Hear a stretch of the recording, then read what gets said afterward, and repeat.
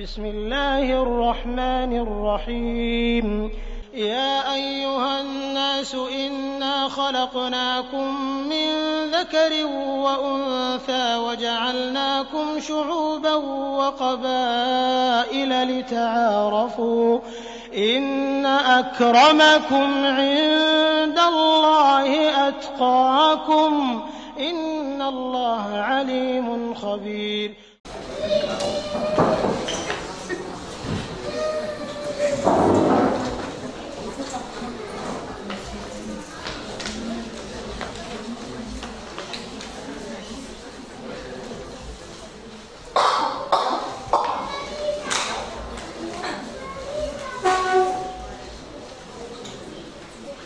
Donc on vous remercie encore une fois d'être présent, Machallah, merci de vos efforts.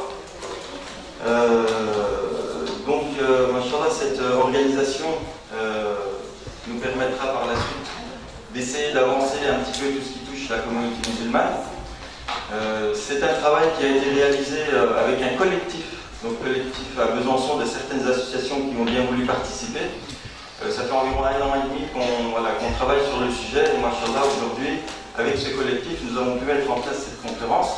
Et bien sûr, on ne va pas s'arrêter là, il y aura d'autres conférences qui vont suivre afin d'essayer de répondre aux besoins de la communauté en particulier. On remercie les frères et sœurs qui ont participé notamment à mettre en place la conférence. Pour l'organisation de deux associations, dont Mili Gurush et CRI, Coordination contre le racisme et l'islamophobie, donc c'est mis en avant pour pouvoir assurer pleinement la conférence. Donc Mili Gurush, c'est une association internationale où à Besançon nous avons une antenne qui œuvre, on va dire, quasiment à tout niveau des besoins de l'humanité, dans sa globalité. Et l'association CRI s'axe notamment sur à combattre entre guillemets le racisme et l'islamophobie. Pour préparer bien sûr cette conférence, nous avons invité toutes les associations de Besançon. Nous avons fait un maximum de publicité, un maximum d'invitations. Nous avons invité 13 députés, 3 sénateurs, la ville de Besançon et la préfecture. Donc nous avons eu 2 appels de la ville de Besançon et le sénateur, M. Longeau, qui s'est excusé parce que de par son agenda il ne peut pas assister. Voilà pour on va dire les excuser. Et on a invité tous les médias on va dire locaux pour qu'ils puissent parler un petit peu de la situation et porter le message des citoyens français. Voilà. Donc, c'est là que je vais donner la parole au responsable CRI Besançon. Il va vous faire un petit résumé et ensuite on passera la parole au conférencier. Bismillahirrahmanirrahim, salam alaikum, chers frères et chers sœurs.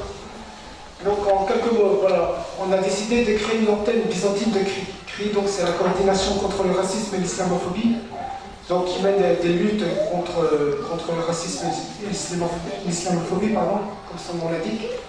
Donc sur le terrain médiatique, politique, juridique, législatif, idéologique. Donc, vu que l'islamophobie est un fléau international qui nous concerne tous, on a décidé localement de créer une antenne byzantine, encore une fois. CRI a fait ses preuves.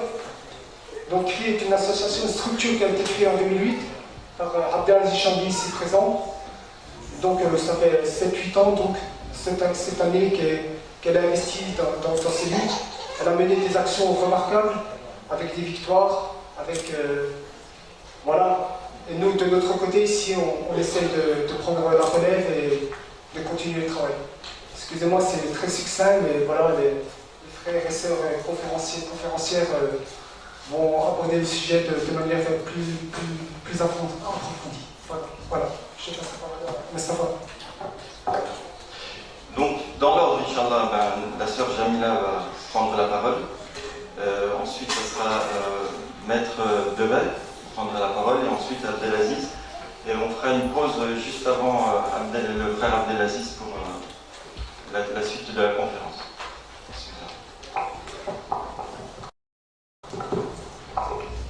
Bonjour, merci à tous pour votre présence et puis merci aux organisateurs de Besançon, de CRI Besançon et de l'association CNG.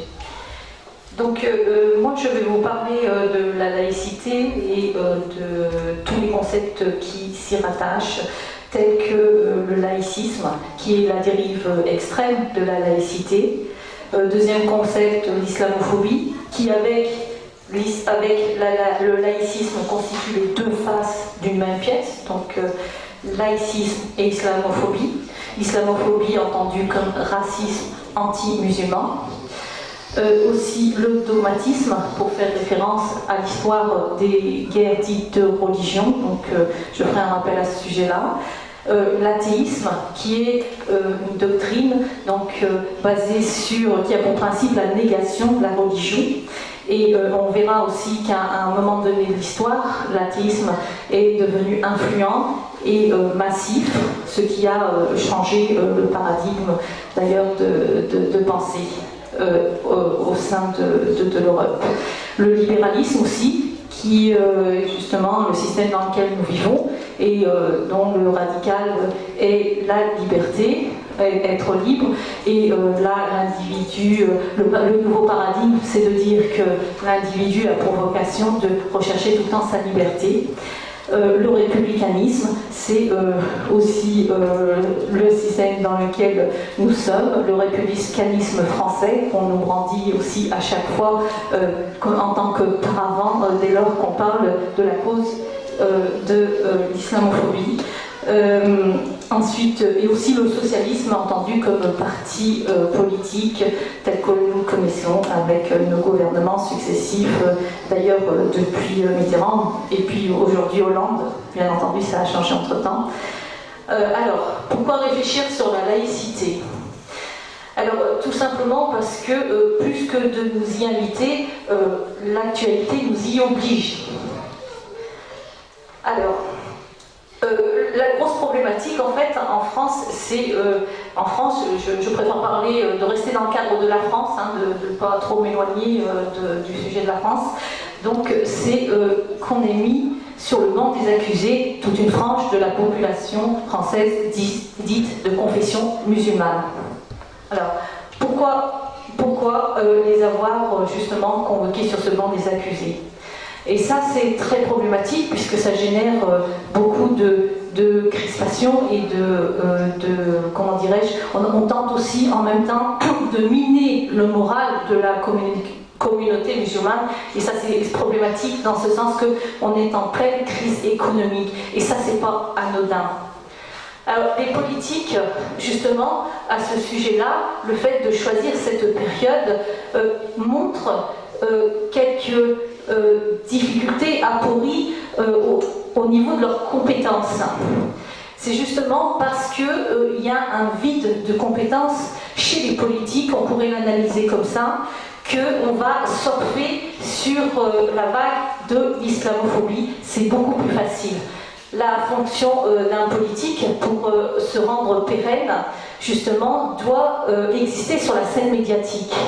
Vous comprendrez bien qu'un monsieur Ciotti n'a pas les compétences nécessaires pour résoudre les vrais problèmes qui nous occupent, qui sont de l'ordre de la crise économique. Ça mobilise non seulement d'énormes compétences, une concertation internationale et essentiellement beaucoup de temps. Ça, faut comprendre qu'un politique, et je dirais le politicien, n'a pas le temps. Et pour exister, donc, il va justement surfer sur cette vague musulmane. Voilà.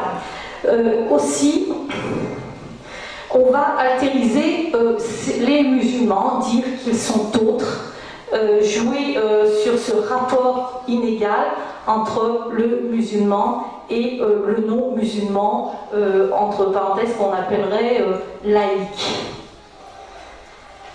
Alors j'ai aussi une problématique à laquelle je vais tenter de répondre ici, c'est contrer l'argument laïciste qui consiste à dire qu'aujourd'hui nous nous trouvons dans cette période qu'a connue la France au moment des guerres de religion, de dire que l'expression religieuse des musulmans, qu'elle soit visible, va gêner et va empêcher ou va générer des conflits sociaux et voire des guerres dites de religion. C'est toujours l'exemple tiré de cette histoire qui va justement, dont les laïcistes vont se préhender pour argumenter contre l'expression ostensible des signes religieux, notamment de l'islam.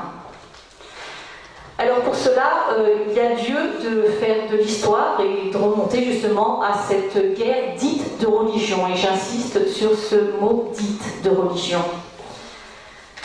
Alors, dès le Moyen-Âge, ce qu'il faut comprendre, c'est que le système de l'Église est un système social du don. L'élément moteur qui fait la vocation de la personne, c'est de dire que je vis ici en tant que passager et que mon objectif, et je travaille pour cet objectif continuellement, c'est le salut. Voilà, donc massivement, tout le monde est chrétien dans toute l'Europe, mais bon, je m'attache à la France. Donc, il y a un système qui, c'est le système de l'Ecclésia, donc qui s'est installé dans toute l'Europe, qui consiste à acheter des indulgences et en échange, je rachète mes péchés.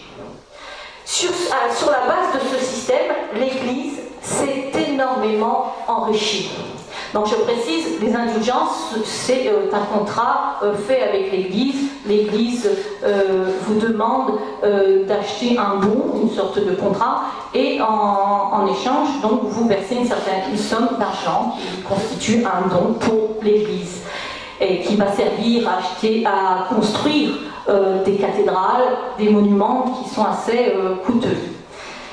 À partir de là, donc, ce qu'il faut comprendre, c'est que les papes et les évêques vivent comme des princes. Et là, c'est la dérive de ce système social du don.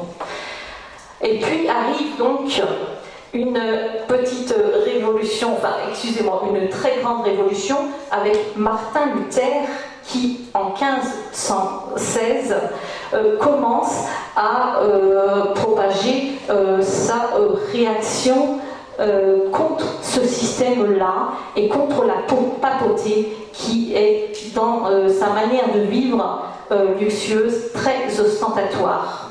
Ça génère dans beaucoup de contradictions, même au sein même de l'Église, et notamment aussi l'Église orientale, celle de Byzance, qui va justement accuser le pape et les évêques de s'enrichir et d'oublier les premiers principes chrétiens. Ça, c'est la naissance de la réforme à partir de 1517 avec la publication des 80 thèses, publiées d'ailleurs en langue allemande, la langue de Luther, qui est devenue et qui a justement publié ses thèses en allemand, en langue vulgaire, renonçant à la langue latine pour davantage pouvoir inviter l'adhésion de la population. Alors, à la suite de cela, donc, le pape veut réagir, la papauté de Rome veut réagir, puisque le protestantisme gagne du terrain, et à ce titre-là, le pape Léon X décide de réunir le concile, le fameux concile de Trente, qui est un des plus importants conciles d'ailleurs dans l'histoire de la papauté, en réaction à la réforme protestante. Donc le pape, donc, au lieu justement de prendre en considération cette critique de la part d'une partie de l'Église et de ses fidèles, va au contraire raffermir son dogme.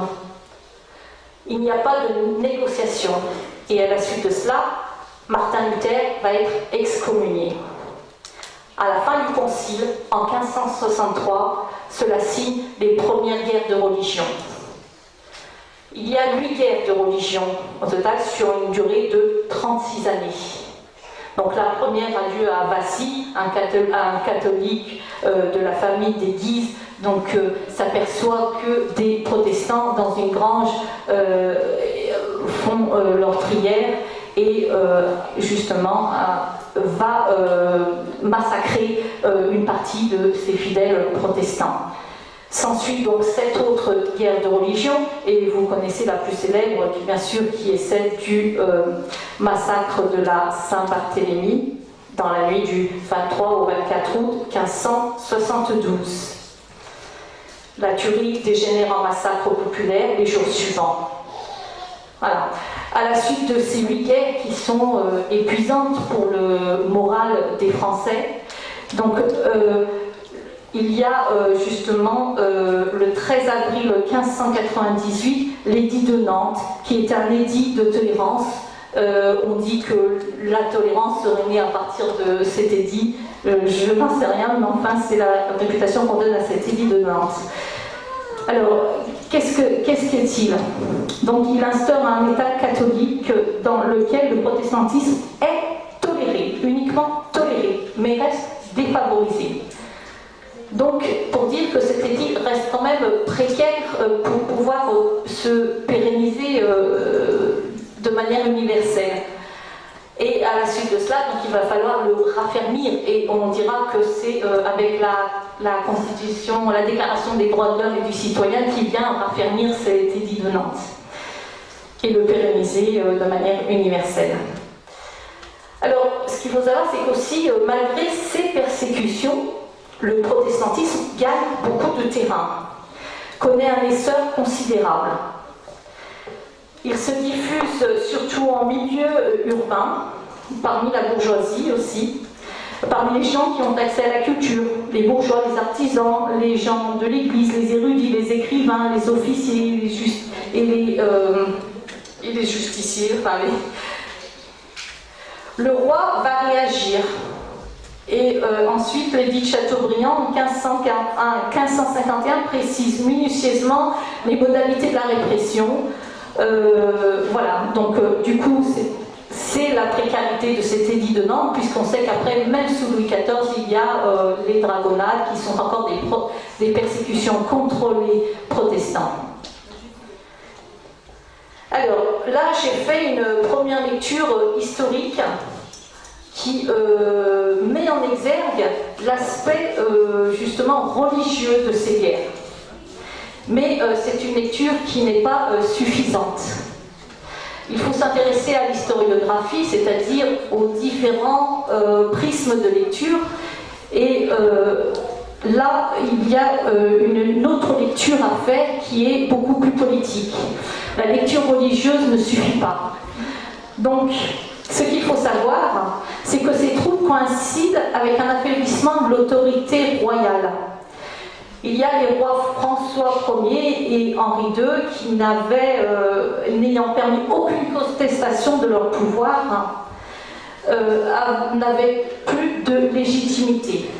Ce vide a invité les familles nobiliaires puissantes en France à tenter de s'accaparer le pouvoir.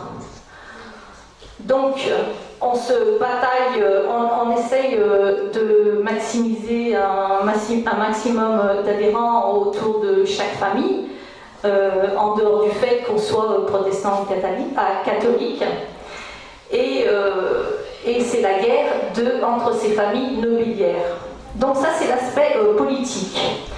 L'aspect politique est relevé par la thèse de William Cavanaugh, qui est toute récente, de 2009, qui, dans son livre « Le mythe de la violence religieuse », montre comment la dimension religieuse des guerres du XVIe siècle avait été instrumentalisée par les historiens et les politiques des siècles suivants, et notamment les idéologues et les philosophes des Lumières.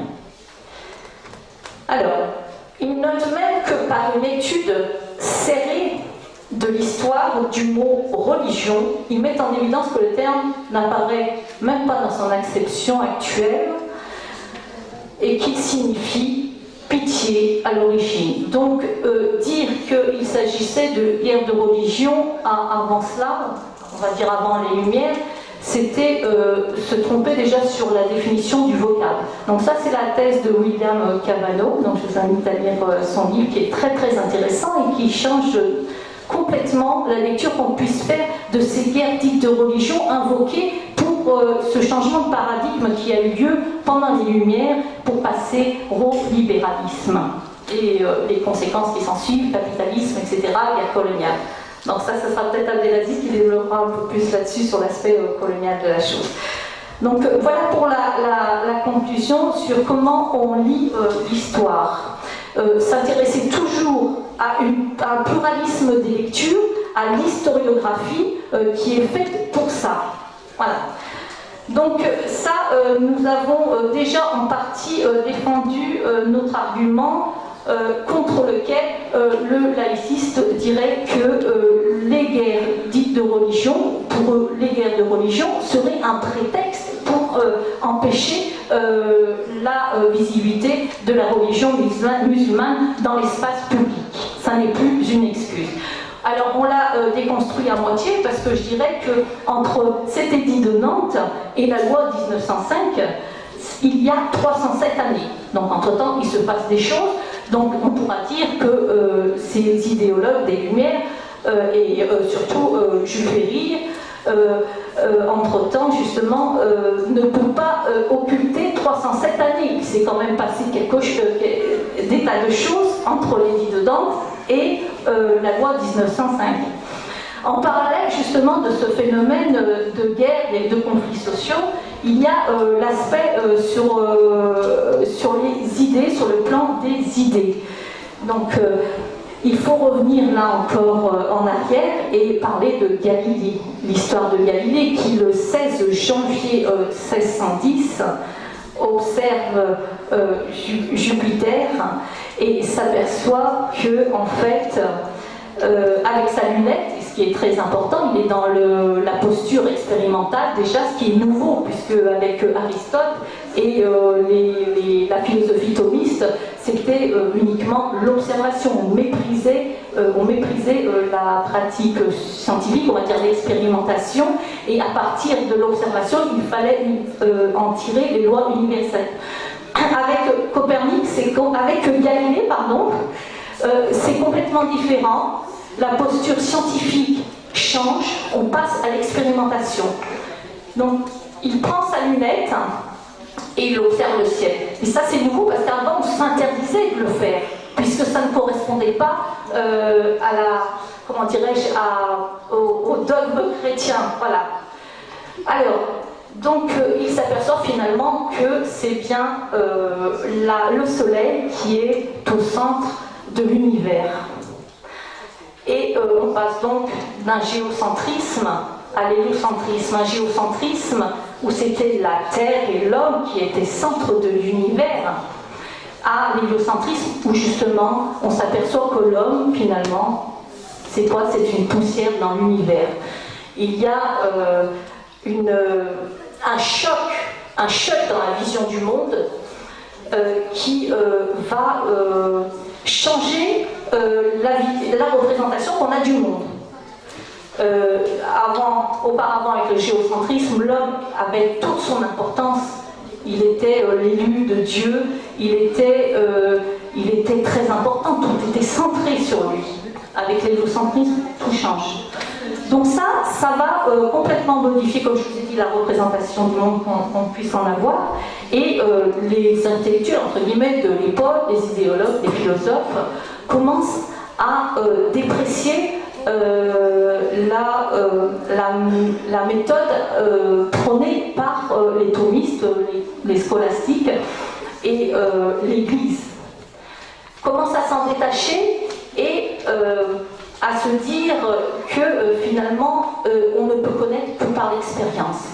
À partir de là, des doctrines naissent, notamment l'empirisme, les philosophies sensualistes qui demandent à ce que qui donnent le primat à l'expérience et au sens. On ne pourrait connaître qu'à partir de ces sens. Donc j'en viens là parce qu'en fait c'est important, parce que c'est à partir de là que l'athéisme massif commence à naître. Sa racine, elle prend source ici. On se détache du dogme religieux parce que, en plus de cela, ce que je n'ai pas dit auparavant, c'est que Galilée va être excommunié. va être excommunié puisque sa thèse, bien qu'il l'ait prouvée par l'observation, n'est pas en conformité avec les Écritures, les Saintes Écritures. Voilà. Donc il y a un détachement du dogme religieux et puis progressivement on ne va plus croire en Dieu. Donc naissance de l'athéisme, on va dire que ça débute là, d'abord dans les petites sphères de réflexion chez certains scientifiques et puis ça prend des proportions ensuite jusqu'en Angleterre. Ensuite vous avez divers philosophes et divers scientifiques. Ça commence aussi avec Francis Bacon, déjà, tout de suite après Galilée, qui est considéré comme le fondateur de l'empirisme moderne. Vous avez John Locke qui va perfectionner le système de l'empirisme, qui pour lui l'expérience vient de nos sensations et de notre réflexion. Georges Berkeley, et puis Condillac, toutes ces philosophies sensualistes qui portent plus de crédit à une méthode immanente, à la méthode de l'immanence et plus de la transcendance qui viendrait de Dieu. Donc là, à partir de là, et moyennant les sœurs de l'imprimerie, ces scientifiques, ces idéologues vont propager ces idées-là. Ensuite, comme je le disais, Locke et Condillac, c'est important de les considérer aujourd'hui pour le thème de la laïcité parce que ce sont les références bibliographiques et intellectuelles de Condorcet. Condorcet, qui est le père de l'école moderne, qui inscrit la laïcité aussi au sein de son rapport sur l'instruction civique. Donc la Révolution française s'ensuit et parmi les idéologues et les philosophes prônent la laïcité. Beaucoup sont, comment dirais-je, des empiristes, beaucoup apportent du crédit à cette philosophie sensualiste. Ensuite, il s'agit, au travers de l'école moderne, puisque encore on dira que les Français ne sont pas encore prégnés de ces idées de manière massive, ça reste encore dans des idées qui sont réservées à une certaine élite, notamment à ceux qui vont activer la centralisation de l'État. Et je parle du cercle des Jacobins, des jacobinistes, qui réunissaient ces idéologues, ces politiques qui allaient transformer justement la France et qui sollicitaient à ce que ces idées-là soient prégnées sur tout le territoire par l'ensemble des Français, voire au-delà. Donc à partir de là, Condorcet est sollicité pour écrire son rapport sur l'instruction civique. Et je n'aurai pas le temps de développer là, mais ce qu'il faut savoir, c'est que le rapport de l'instruction civique, il faut absolument le différencier de ce qu'est l'éducation nationale aujourd'hui, qui a prolongé ses compétences, que d'ailleurs Condorcet critiquait et avait justement prévenu. L'instruction civique consiste à instruire sur les éléments importants comme les mathématiques, le français, l'instruction primaire qui consistait à être détaché du dogme, à apprendre à réfléchir par soi-même, à être indépendant, à être libre, mais pas à éduquer. C'est-à-dire l'éducation, prendre soin, puisqu'aujourd'hui, l'éducation nationale, c'est substitué à l'éducation parentale, c'est substitué aux parents. On pourra dire, on peut donner à partir de là une certaine explication de la démission de beaucoup de parents. Les parents sont obligés aujourd'hui de se calquer sur le modèle de l'éducation nationale. Il n'y a plus d'indépendance. Votre enfant, quand il sort de l'école, il doit être une page blanche réservée pour l'éducation nationale qui va lui inculquer toutes les idées.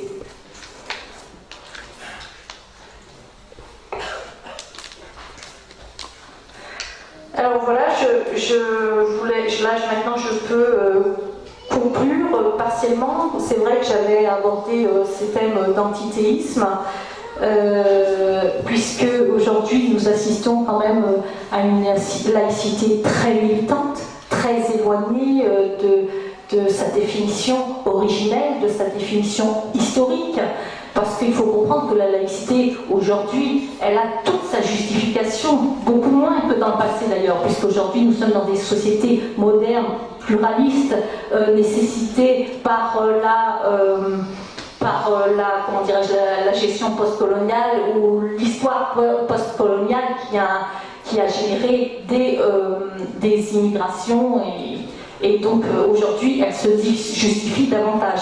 Le laïcisme, non, c'est complètement autre chose, c'est une laïcité militante, de combat, voire antithéiste, qui cherche à évincer de la sphère publique, voire de l'esprit de chacun des individus, la croyance religieuse. Voilà, je vous remercie.